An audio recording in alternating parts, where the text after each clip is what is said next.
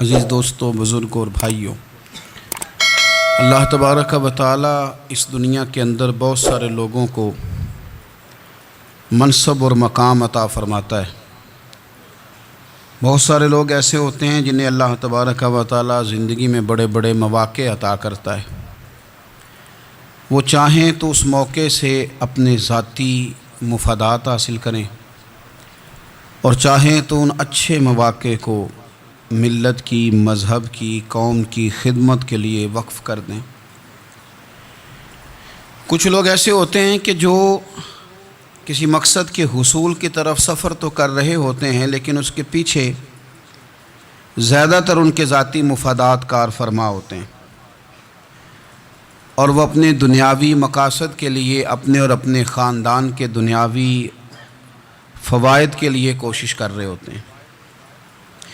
ایسے لوگ بھی محدود رہ جاتے ہیں، ان کی سوچ بھی محدود رہ جاتی ہے، اور کئی دفعہ کچھ تھوڑی دیر کے لیے ان کے نام ابھرتے ہیں اور پھر ہمیشہ کے لیے دب جاتے ہیں۔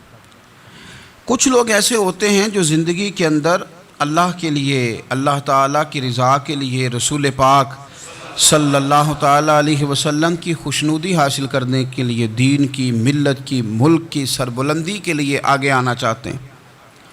میرا رب کریم قرآن مجید سورہ حج میں ارشاد فرماتا ہے کہ الذین ان مکناہم فی الارض، کچھ لوگ ایسے ہیں کہ اگر ہم انہیں زمین میں اقتدار دیں، زمین میں اگر ہم انہیں قابو دیں تو وہ کیا کریں گے؟ اقاموا الصلاۃ و آتوا الزکوٰۃ، وہ نماز قائم کریں گے، زکوٰۃ ادا کریں گے، وامروا بالمعروف، نیکی کا حکم دیں گے، ونہوا عن المنکر، اور لوگوں کو بری باتوں سے منع کریں گے۔ وہ دینی، فکری، اصلاحی انقلاب برپا کر دیں گے، نماز کو عام کریں گے، زکوٰۃ کو عام کریں گے، بھلائی کا حکم دیں گے اور برائی سے منع کریں گے۔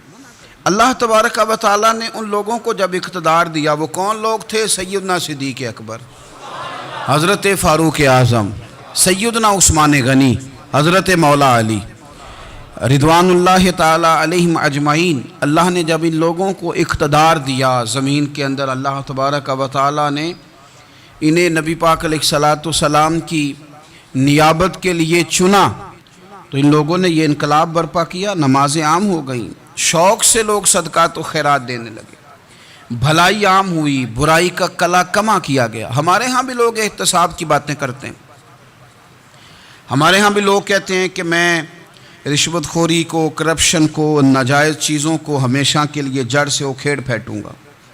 لوگ دوسروں سے مطالبہ کرتے ہیں کہ یہ سارے کام جائز کریں، لیکن خود اس پر عمل کرنے کو تیار نہیں ہوتے۔ یاد رکھ لیں کہ یہ جو احتساب ہے، یہ انسان کی اپنی ذات سے شروع ہوتا ہے۔ آپ جب نظام احتساب دنیا کے اندر مستحکم کرنا چاہتے ہیں تو اس میں پھر آپ کو اپنی ذات کو سامنے پیش کرنا پڑے گا۔ آج ہم بات کرنے جا رہے ہیں سیدنا فاروق اعظم رضی اللہ تعالیٰ عنہ۔ تو جناب عمر فاروق رضی اللہ تعالیٰ عنہ کا جو نظام احتساب ہے، انہوں نے اس کو گھر سے شروع کیا تھا، اپنے آپ سے اس کا آغاز فرمایا تھا۔ ہمارے ہاں یہ ہوتا ہے کہ جس بندے کے اکاؤنٹ میں اچھے خاصے پیسے ہیں، وہ بل جمع کرانے جائے تو اسے لائن میں نہیں لگنا پڑتا، مینیجر صاحب اسے آگے بلا لیتے، تو وہ بعد میں کیا کہہ رہا ہوتا ہے؟ کہتا ہے دیکھو اللہ نے کتنی عزت دی ہے، مجھے لائن میں نہیں لگنا پڑا۔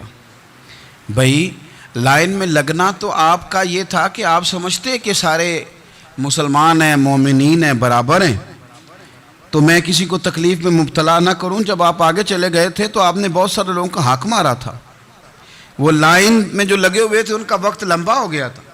آپ نے تو اپنے آپ کو احتساب کے لیے پیش ہی نہیں کیا، بلکہ آپ نے کہہ دیا کہ جناب میرا تو رتبہ اعلیٰ ہے، لہذا یہ میرا حق بنتا تھا، مجھے تو استحکام ملنا چاہیے تھا۔ یہاں بہت سارے لوگوں نے اپنے حق میں چیزوں کو اور رنگ میں پیش کیا۔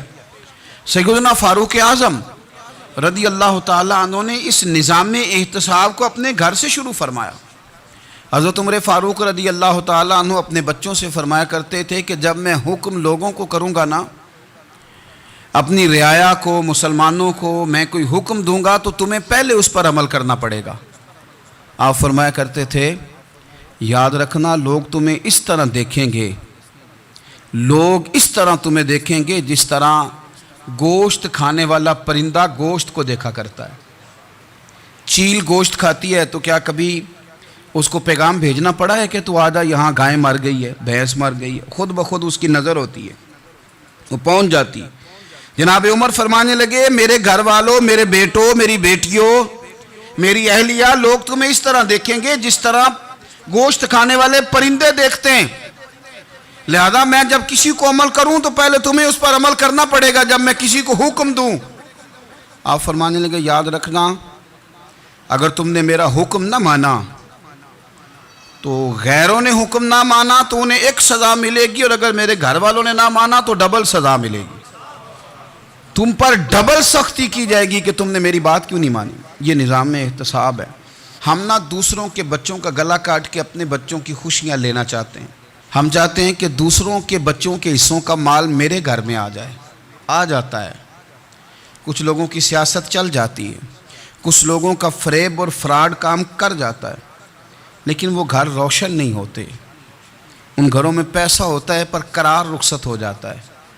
ان گھروں میں آسانیاں اور وسعتیں تو آ جاتی ہیں لیکن ایک دوسرے کا احترام ختم ہو جاتا ہے. سیدنا فاروق اعظم رضی اللہ تعالیٰ عنہ کا یہ طریقہ تھا کہ وہ اپنے بچوں پر سختی کرتے. آپ ہمارے ملک میں یہ نظام ہے, موجودہ حکمران ہو یا ان سے پچھلے, بچے سب کے ملک سے باہر رہتے ہیں. یہاں رہتے ہیں تو محلات میں, باہر جاتے ہیں تو بڑی بڑی آسائشوں میں. ان کے بچوں کے لیے قانون بھی الگ سے ہیں, قاعدے بھی الگ سے ہیں, اور ہمارے ملک کے اندر تو ایک باقاعدہ پروٹوکول کا سسٹم ہے. اس سسٹم سے گزر کر بڑے بڑے لوگ چلنا پسند کرتے ہیں. ہمارے زمانے میں بھی کچھ چیزیں سرکاری ہوتی ہیں خالص, لیکن عجیب نظام ہے نا, ہر چیز کا کرایہ بڑھ جاتا ہے, سرکاری دکان کا نہیں بڑھتا. باقی دکانیں 5-6 سال کے لیے ملتی ہیں, سرکاری دکان پہ آپ قبضہ کرنا چاہیں تو پورے 100 سال کے لیے مل جاتی ہے. چونکہ یہ عام عوام کی پراپرٹی ہے تو اس کے ساتھ جو مرضی کو سلوک کرے. ایک سرکاری چراگاہ تھی جس کے اندر جانور چرا کرتے تھے. ہمارے ہاں بھی پنجاب میں کچھ جگہیں ہوتی ہیں تو ہم لوگ کہتے ہیں شام لاٹ ہے. سرکاری چراگاہ میں جانور چرا کرتے تھے. حضرت عمر فاروق رضی اللہ تعالیٰ عنہ کے صاحبزادے سیدنا عبداللہ ابن عمر رضی اللہ تعالیٰ عنہ نے بھی ایک اونٹ خرید لیا. تو سب لوگوں کے جانور سرکاری چراگاہ میں چرتے تھے, آپ نے بھی اپنا جانور وہاں چرنے کے لیے, کھانے پینے کے لیے چھوڑ دیا. وہ جب اونٹ آیا تو پتلا تھا, کچھ دنوں کے بعد وہ فربا ہو گیا, طاقتور ہو گیا, موٹا تازہ ہو گیا. حضرت سیدنا عبداللہ ابن عمر رضی اللہ تعالیٰ عنہ نے بیچا تو وہ ڈبل قیمت سے بھی زیادہ کا بکا, کیونکہ پہلے دبلا پتلا تھا, اب موٹا تازہ فربا ہو گیا. حضرت سیدنا فاروق اعظم رضی اللہ تعالیٰ عنہ کو پتہ چلا تو بلایا, فرمایا پتر اونٹ بیچ دیا ہے؟ ابا جی بیچ دیا ہے. فرمایا کتنے کا خریدا تھا؟ اتنے کا. بیچا کتنے کا؟ ڈبل قیمت بتائی. فرمایا اس طرح کر کے اصل رکھ لے اور جو اوپر ملی ہے مجھے دے دے. حضور آپ نے کیا کرنی ہے؟ فرمایا میں سرکاری خزانے میں جمع کروں گا. حضور کیوں؟ فرمایا اس لیے کہ تیرا اونٹ سرکاری جگہ پہ چرا کرتا تھا, وہ گھاس سرکاری جگہ سے کھاتا تھا. حضور سب کے کھاتے. حضرت عبداللہ ابن عمر کہنے لگے سب کے کھاتے ہیں. آپ فرمانے لگے تو سب میں شامل نہیں ہے, تو امیر المومنین کا بیٹا ہے, تجھے میں یہ حق نہیں دے سکتا, تیرے اوپر تھوڑی سختی زیادہ کی جائے گی, تجھے یہ حق نہیں ملے گا. تو اپنے اونٹ کو چونکہ سرکاری چراگاہ میں چرایا کرتا تھا, لہذا تجھے وہ جو اصل رقم یہاں جمع کرانی پڑے گی. ہمارے تو بچے پہلی بات تو یہ ہے کہ بات ہی نہیں سنتے. یہ سب کے بچوں کی بات کر رہا ہوں, وہ ٹیچر کے بچے ہوں, سیٹھ کے بچے ہوں, پیر کے بچے ہوں, امام صاحب کے بچے ہوں, کسی کے بچے ہوں, پہلے تو سنتے نہیں. اور اللہ خیر کرے اگر آپ کوئی سنانا چاہیں تو فوری طور پر وہ ہوم منسٹری کے پاس پہنچ جاتے ہیں, ان کی اماں ان کی وکیل بن جاتی, آپ کہہ ہی کچھ نہیں سکتے. حالات رخ بدل جاتے. اس کا نقصان یہ ہوتا ہے کہ ان کو تراشا نہیں جا سکتا, ان کو ہیرے نہیں بنایا جا سکتا. ان کے اوپر کچھ ایسی میل کچیل چڑھ جاتی ہے جو بڑی عجیب و غریب ہوتی. اور کچھ لوگ ایسے ہوتے ہیں جو خرابی کرنے میں بھی اپنا کردار ادا کرتے ہیں, خرابی کرنے میں. اور بڑے لوگوں سے منسلک ہونے کے لیے لوگ رستے تلاش کرتے ہیں, رستے. میں چونکہ چیزوں کا مطالعہ کرنے کا بڑا شوقین ہوں تو میں میری والدہ داخل تھیں کئی سال پہلے ہسپتال میں، تو مجھے اس ہسپتال میں کچھ دن رہنا پڑا، ایک پرائیویٹ ہاسپٹل تھا، تو اس میں انہوں نے جگہ جگہ لکھ کے لگایا تھا ملازمین کو بخشیش نہ دیں، ہم ان کو بڑی اچھی معقول تنخواہ دیتے ہیں، سیلری بڑی عمدہ ہے، تو لوگ بخشیش نہ دیں۔ میں نے جو مینجمنٹ کے لوگ تھے ہاسپٹل کی، ان میں سے ایک سے میں نے کہا کہ اگر کوئی بندہ اپنی خوشی سے دینا چاہے تو آپ نے بڑا موٹا لکھ کے لگایا برائے مہربانی ان کو بخشیش نہ دیں۔ اس نے بڑی قیمت، سادہ آدمی تھا پر میری بڑی اس نے مجھے بات بتائی، مجھے نفع ہوا۔ کہنے لگے مولوی صاحب، جب کچھ امیر لوگ ہسپتال میں مریض لے کے آتے ہیں تو وہ صفائی والے کو پہلے ہی 500 روپیہ دکھا لیتے ہیں آتے ہی، پھر وہ جیسے آواز دیتے ہیں صفائی والے فٹافٹ اندر آتے ہیں، ان کا کمرہ صاف کرتے ہیں۔ تو سارے تو بیچارے اتنے مالدار نہیں ہوتے کہ آتے ہی پہلے کام والے کو 500 دیں۔ پھر نقصان کیا ہوتا ہے کہ یہ جن کی ذمہ داری ہے بہت ساری ڈیوٹیاں کرنے کی، یہ ڈیوٹی نہیں کرتے، یہ پلٹ کے ان کی طرف دیکھتے ہیں جن کے گھر سے سالن صحیح آتا ہے، ادھر ان کی توجہ زیادہ ہو جاتی ہے، جو نوٹ ان کو زیادہ دکھاتے ہیں، جو پھل لے کے آتے ہیں تو آدھا ان کو دیتے ہیں۔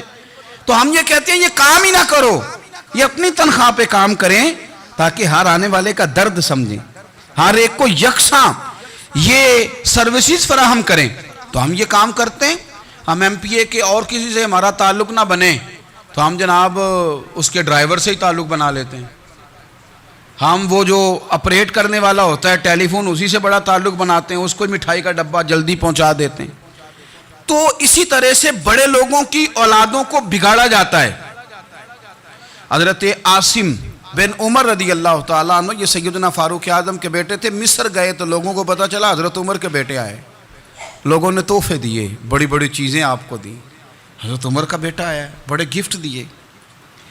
تو صاحبزادے واپس آئے تو ان کے پاس بڑے تحائف تھے، سیدنا عمر فاروق رضی اللہ تعالیٰ عنہ نے دیکھا تو فرمایا ادھر لانا تحفے۔ کہا ابا جی لوگوں نے مجھے دیے ہیں۔ فرمایا تو نے کیوں بتایا تھا کہ میں امیر المومنین کا بیٹا ہوں؟ کہا حضور ان کو ویسے ہی پتہ چل گیا۔ فرمانے لگے پتر یہ تحفے تمہیں اس لیے ملے ہیں کہ تم امیر کے بیٹے ہو، یہ تحفے تمہارا حق نہیں، چونکہ تمہیں اس کرسی کی وجہ سے ملے ہیں اور یہ کرسی مسلمانوں کی ہے، لہذا یہ حق بھی مسلمانوں کا ہی ہے، یہ لا سارے مال غنیمت میں جمع کیے جائیں گے۔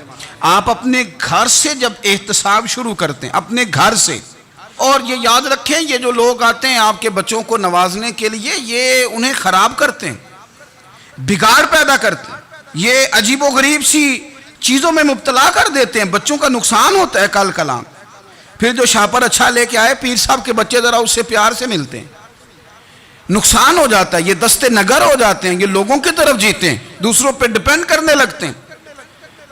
حضرت ابو موسیٰ اشعری رضی اللہ تعالیٰ عنہ نے پہلے تو ایک قلین بڑا سونا تھا، تو آپ نے حضرت عمر کے گھر بھیج دیا کہ چلو ان کے گھر میں ان کی اہلیہ بچھا لیں گی، کہیں سے تحفہ آیا۔ پھر وہ جس کمرے میں مال غنیمت اور خزانہ رکھا جاتا تھا اس کی صفائی کر رہے تھے تو ایک دینار مل گیا، تو وہ دینار بچے سارے جا رہے تھے، تو ان میں سے حضرت عمر کے ایک بیٹے کو چھوٹے کو بلایا اور بلا کے کہا پتر یہ دینار لے لو۔ حضرت عمر نے دیکھا کہ بیٹے کے ہاتھ میں دینار بھی ہے اور گھر میں قالین بھی ہے، ایک موقع پہ وہ قالین گیا، ایک موقع پر بچے کو ایک دینار دیا، تو حضرت عمر اپنی اہلیہ سے پوچھنے لگے یہ کہاں سے آیا قالین؟ کہا جناب ابو موسیٰ اشعری رضی اللہ تعالیٰ عنہ نے بھیجا ہے۔ بیٹے سے پوچھا دینار کہاں سے آیا؟ کہا مجھے انہوں نے ہی دیا ہے۔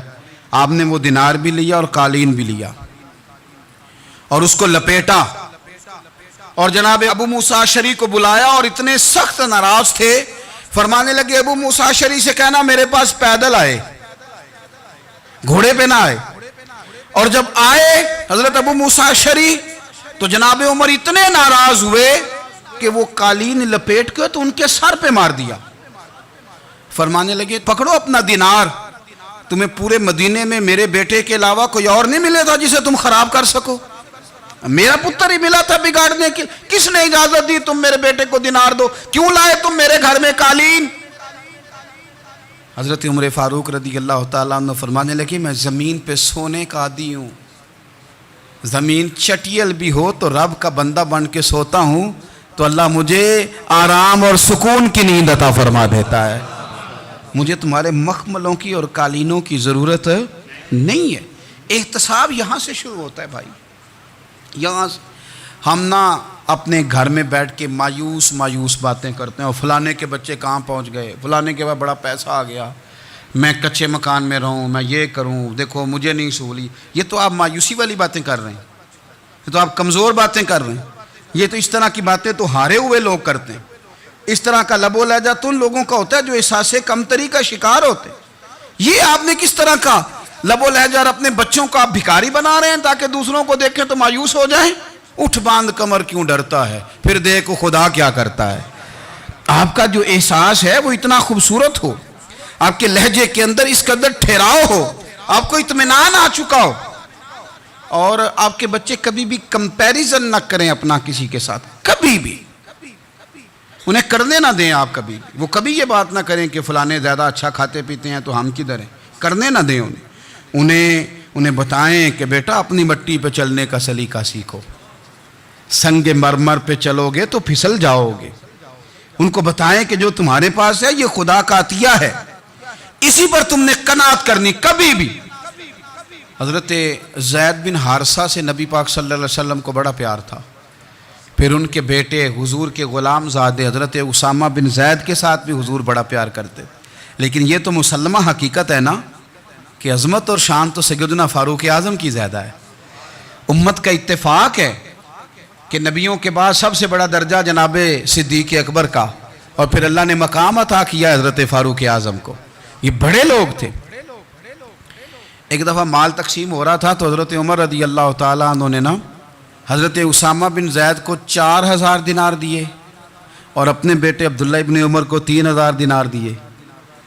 تو حضرت عبداللہ ابن عمر گھر جا کے کہنے لگے، ابا جی اسامہ میں وہ کون سی خوبی ہے جو میرے اندر نہیں، اور اسامہ کے باپ میں وہ کون سی خوبی ہے جو آپ کے اندر نہیں۔ تو حضرت عمر کی عاجزی دیکھیے، حالانکہ بالاتفاق دنیا جانتی ہے کہ جناب عمر فاروق رضی اللہ تعالیٰ عنہ افضل ہیں، پھر بھی پتہ اپنے بیٹے سے کیا کہتے ہیں؟ فرماتے ہیں او سن یار، وہ خدمت گزار ہیں نبی پاک کے، وہ بھی حضور کے گھر میں ڈیوٹی کرتے، نوکری کرتے، اور ان کے بیٹے بھی حضور کی نوکری کرتے، یہ خدمت گزار ہیں۔ فرمانے لگے اگر تو نے پوچھ لیا تو سن، پھر میری تو رائے یہ ہے کہ تیرے سے زیادہ اسامہ بن زید حضور کی نظر میں پیارے ہیں، اور اسامہ کا باپ تیرے باپ سے زیادہ نبی پاک کا پیارا ہے۔ کوئی کمپیریزن کرنے نہیں دیا، بچوں کو کسی ایسی جگہ کھڑے ہونے نہیں دیا۔ فرمایا یہ وجہ ہے، یہ انداز ہے کہ تو زیادہ پیارا ہے۔ حضرت عمر فاروق رضی اللہ تعالیٰ عنہ پسند نہیں کرتے تھے، ذرا برابر بھی پسند نہیں کرتے تھے کہ کوئی شخص اور مال آتا تو اپنے رشتہ داروں کو نوازنے سے بچتے۔ مال غنیمت آتا ہے نا، ہمارے ہاں تو اللہ خیر کرے جب کوئی بندہ کونسلر بنتا ہے، چیئرمین بنتا ہے، تو ٹھیکہ کس کو دیتا ہے؟ کوئی چلو بھتیجا مل جائے، کوئی بھانجا مل جائے، کوئی چھوٹا بھائی، اسے بھی کام مل جاتا ہے ساتھ۔ نوازنے پہ لوگ آتے ہیں تو وہ تلاش کرتے ہیں کہ کہاں کہاں کو میرا ہے، وہ ٹینڈر ہی ان کے نام کے پاس ہوتے ہیں جن کی طرف ذرا نظر کرم زیادہ ہوتی۔ حضرت عمر فاروق مال تقسیم کر رہے تھے تو بیٹی آگے کہنے لگی، ابا جی رشتہ داروں کا بھی حق ہوتا ہے، آپ سب کو دیتے ہیں، آپ کے قریب ہی نہیں آتے۔ تو حضرت عمر فاروق نے کیا لفظ کہے، کیا حقیقت ہے، کیا حسن ہے۔ فرمانے لگے پتر یہ مال تیرے باپ کا نہیں مسلمانوں کا ہے، جب تیرے باپ کا ذاتی مال ہوگا تو اپنے رشتہ داروں کو دے گا، یہ مسلمانوں کا مال ہے، یہ اسی حساب سے تقسیم ہوگا جو عدل کا حساب ہے، جو ترازو ٹھیک ہے۔ فرمایا تو مجھے یہ مشورہ نہ دے، یہ مسلمانوں کا مال۔ یہاں سے نظام احتساب شروع ہوتا ہے، یہاں سے انسان آگے بڑھتا ہے، اور پھر کوئی تکلف نہیں کسی پر حضرت عمر کا، کوئی چھوٹا ہے یا بڑا ہے۔ حضرت ابو سفیان رضی اللہ تعالیٰ عنہ سردار رہ چکے ہیں مکے کے، بڑے آدمی، لیکن نظام احتساب میں کوئی چھوٹا بڑا نہیں ہوتا۔ حضرت عمر فاروق مکہ مکرمہ گئے تو لوگوں نے کہا حضور جناب ابو سفیان نے گلی میں پتھر رکھے، اور بہت سارے لوگوں کو رستوں میں تکلیف ہو رہی ہے، تو حضرت ابو سفیان رضی اللہ تعالیٰ عنہ سے بھی لوگ کہہ دیتے تو وہ بھی اٹھا دیتے، لیکن لوگوں نے چونکہ وہ سردار تھے، بڑے تھے، تو لوگوں نے ان سے کہا نہیں۔ حضرت عمر جب آئے تو کہا تو جناب عمر نے پرواہ نہیں کی، خود آئے جناب ابو سفیان سے کہا یہ پتھر آپ نے رکھے؟ کہا حضور ہاں۔ فرمایا یہ بھی اٹھائیے، یہ بھی اٹھائیے، یہ بھی اٹھائیے۔ جب وہ اٹھا رہے تھے تو حضرت عمر کہہ رہے تھے شکر نہیں اللہ کا کہ عمر کہہ رہے ہیں اور ابو سفیان مانتے جا رہے ہیں. شکر نہیں، یہ نظام احتساب ہے کہ بڑا ہو یا چھوٹا ہو اس کو یہ حق حاصل نہیں ہے کہ مسلمانوں کو وہ کسی تکلیف میں کسی بھی صورت میں مبتلا کرے، کہیں بھی کسی جگہ بھی، اس کو یہ والی اجازت نہیں. حضرت سیدنا عمر فاروق رضی اللہ تعالی عنہ. پھر ایک اور بات تھی، میں کئی دفعہ یہ بات کہتا ہوں اور مجھے ذاتی طور پر اس کا بڑا تجربہ ہے. کچھ لوگ نا خوشامد پسند ہو جاتے ہیں، بڑی عمدہ تعریف کرتے ہیں، اوئے ہوئے ہو پول باندھتے ہیں پورے، آپ کے پاس آئیں گے تو کہیں گے جناب آپ سے زیادہ اچھا بندہ ہی کوئی نہیں. تو وہ نا آپ سے کام نکلواتے ہیں، پھر وہ کسی دوسرے کے پاس جاتے ہیں تو اسی طرح کا رویہ وہ دوسروں کے ساتھ کرتے ہیں. یہ عام لوگوں میں بھی مرض ہوتا ہے، عام لوگوں میں بھی. اور بادشاہ ہو بندہ اگر، پھر تو اس کا دل کرتا ہے میں اگر بادشاہ سلامت ہوں تو دو چار بندے دیہڑی پہ رکھ لوں پر میری تعریف ضرور کریں. پابندی ہوتی ہے، لوگ یہ کام بڑے شوق سے کرتے ہیں.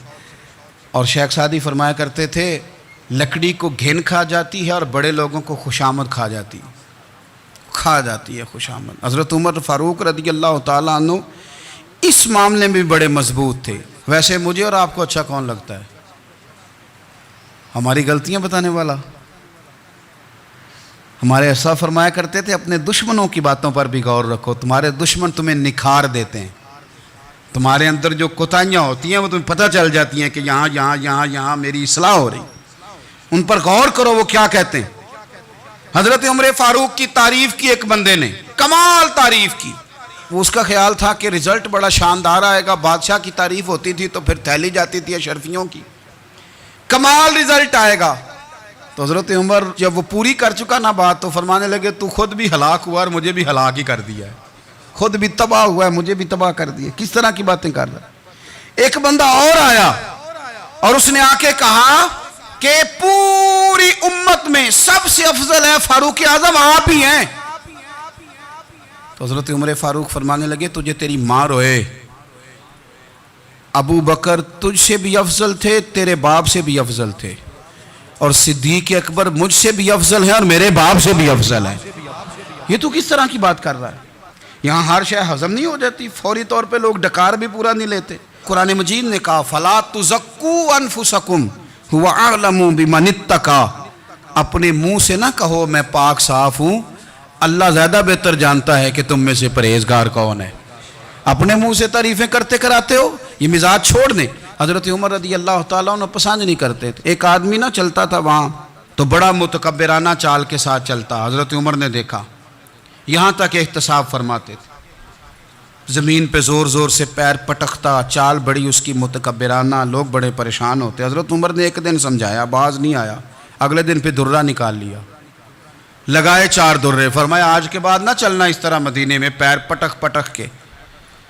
اس وقت تو اسے غصہ لگا، لیکن کچھ دیر کے بعد نا جب غصہ اترا تو حضرت عمر کے پاس آیا، کہنے لگا حضور اللہ آپ کا بھلا کرے، آپ نے درے نہیں مارے، آپ نے تو شیطان بھگا دیا جو میرے ساتھ چمٹا ہوا تھا. چمٹا ہوا شیطان آپ نے مجھ سے بھگا دیا. یاد رکھیں مسند امام احمد بن حنبل میں حدیث ہے، اللہ کے پیارے رسول صلی اللہ علیہ وسلم فرماتے ہیں جو دنیا میں متکبرانہ چال کے ساتھ چلتا ہے نا، قیامت کے دن وہ اللہ سے اس حال میں ملے گا کہ رب اس سے ناراض ہوگا. متکبرانہ چال سے نہیں چلیں گے. تو حضرت فاروق اعظم رضی اللہ تعالیٰ عنہ کا یہ طریقہ تھا کہ آپ خیال کرتے. اور پتہ کس طرح کا آپ کا مزاج تھا؟ فرماتے تھے تقسیم کرو، دوسروں کا بھی خیال رکھو. جس طرح بندہ دیوانہ وار نہیں لوگوں کا خیال رکھتا کہ بندہ بگڑے کوئی نہ، دیوانہ وار. کچھ لوگ تبلیغ کرتے ہیں رسمی، اور کچھ لوگ ایسے ہوتے ہیں جو لوگوں کی اصلاح میں دیوانے ہو جاتے ہیں. ان کی خواہش ہوتی ہے یہاں بھی بندہ ٹھیک ہو جائے، یہاں بھی بندہ ٹھیک ہو جائے، یہاں بھی بندہ ٹھیک ہو. کچھ لوگ کڑی نگرانی کرتے ہیں کہ انسان بگڑنے نہ پائے. حضرت عمر فاروق رضی اللہ تعالیٰ عنہ نا گوشت والی دکان کے پیچھے جا کے بیٹھ گئے کئی دنوں تک. وہ کہنے لگا حضور یہاں کیا ہے؟ فرمایا تو اپنا کام کرنا. گوشت والی دکان پہ بیٹھے، کام کر اپنا. نگرانی کرنے لگے حضرت عمر. پھر آپ نے نا وہ بندے پکڑ لیے. کون؟ جو 2 دن مسلسل گوشت خریدنے آئے. پکڑ کے کھڑا کر لیا، فرمایا تو کل بھی گوشت لینے آیا تھا؟ حضور ہاں۔ فرمایا آج پھر کھائے گا؟ حضور جی۔ تو آپ فرمانے لگے کیا تیرے محلے سے غربت ختم ہو گئی ہے؟ تیرے رشتہ دار سارے پیٹ بھر کے کھاتے ہیں، تو دو دو دن گوشت لینے آتا ہے؟ فرمایا آج کے بعد مسلسل گوشت لینے آیا تو درے سے ماروں گا، خبردار یہ کام نہ کرنا۔ یہاں تک نظام احتساب کا جب خیال رکھا جائے پھر حالات بگڑا نہیں کرتے، پھر وہ قابو میں رہا کرتے ہیں۔ حضرت عمر فاروق رضی اللہ تعالیٰ عنہ اس ترتیب کے ساتھ اصلاح کرتے، اس ترتیب کے ساتھ۔ سیدنا فاروق اعظم رضی اللہ تعالیٰ عنہ کی ایک بات آخر میں عرض کرنی ہے، وہ میں بھی اپنے اوپر لاگو کروں، آپ بھی غور کریں۔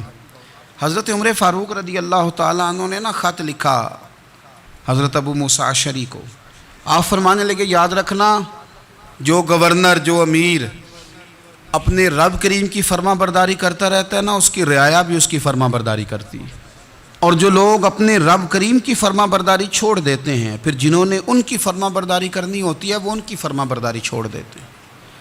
آپ نے سپہ سالاروں کو خط لکھے تھے، فوج کے جو جرنیل تھے، کمانڈو تھے، ان کو خط لکھے تھے، فرمایا جو سپاہی نماز نہیں پڑھتا اسے فوج سے نکال دو، اور ساتھ لکھا تھا یاد رکھو جو رب کا وفادار نہیں وہ ہمارا کیسے ہو سکتا ہے، نکال دو ان لوگوں کو، فوج سے الگ کر دو۔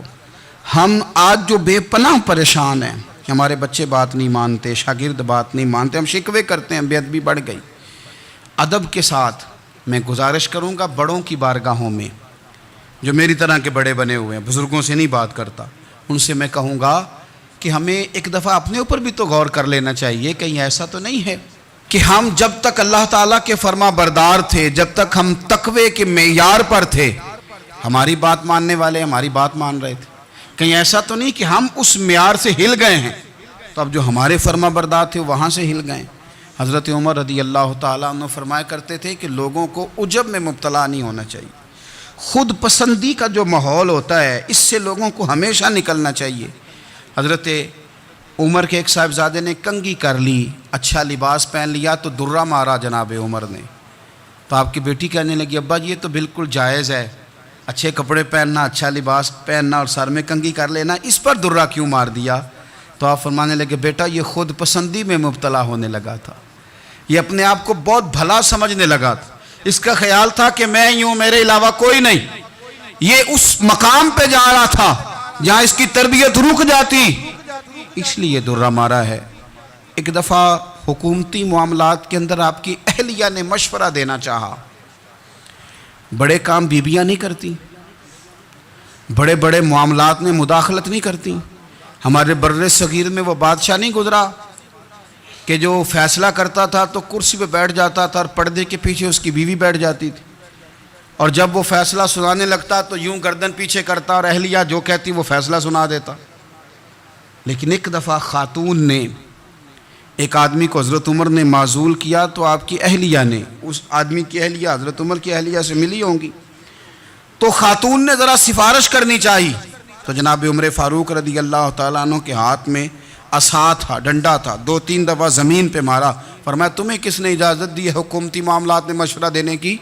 یہ مشورہ مولا علی دیں گے یا عثمان غنی دیں گے؟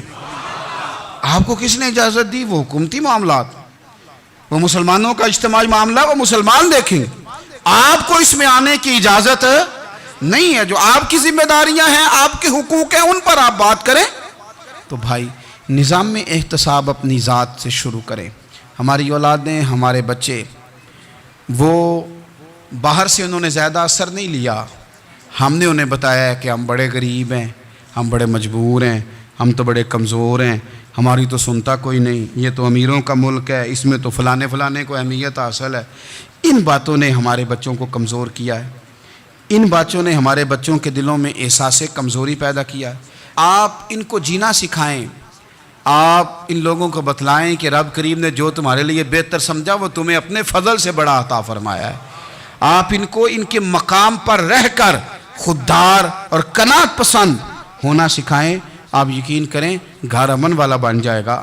بچے اگر بھنا ہوا گوشت کھا رہے ہوں اور پھر بھی لاڑی رہے ہوں کہ مسالہ میری مرضی کا نہیں، سٹائل میری مرضی کا نہیں، ٹیسٹ میری مرضی کا نہیں، یہ والا گوشت میں نے نہیں کھانا، یہ اس طرح کر کے بنا ہوتا تو پھر میں نے کھانا تھا۔ وہ زیادہ خوفناک صورتحال ہو جاتی ہے۔ لیکن اگر ابا جی اماں جی گھر والے کھیتوں میں کام کر رہے ہوں اور بچے اچار کے ساتھ روٹی لے کے جائیں اور بننے پہ بیٹھ کے پھٹے پہ بیٹھ کے وہ پھر کھانا شروع کریں، اور جب وہ اچار آئے اور وہ ایک دوسرے کو کہیں کہ آج تو 2 کلے ہو گئے میرے کام کے، اس دفعہ تو دیکھنا ہماری فصل کتنی شاندار ہوگی، ایک دوسرے کو دیکھ دیکھ کے وہ ہنسیں اور مسکرائیں اور ان کی باتوں میں لذت ہو، اور پھر وہ کہیں کہ آم بڑے اچھے مل گئے تھے، دیکھو اچار کتنا سونا آ گیا ہے، دیکھو یہ کس قدر زیادہ اچھا ٹیسٹ ہے، تیل بھی بڑا اچھا ہے، گل بھی بڑے وقت پہ گیا ہے۔ آپ یقین کریں یوں لگتا ہے کہ کائنات کی سب سے بہترین روٹی یہ لوگ کھا رہے ہیں۔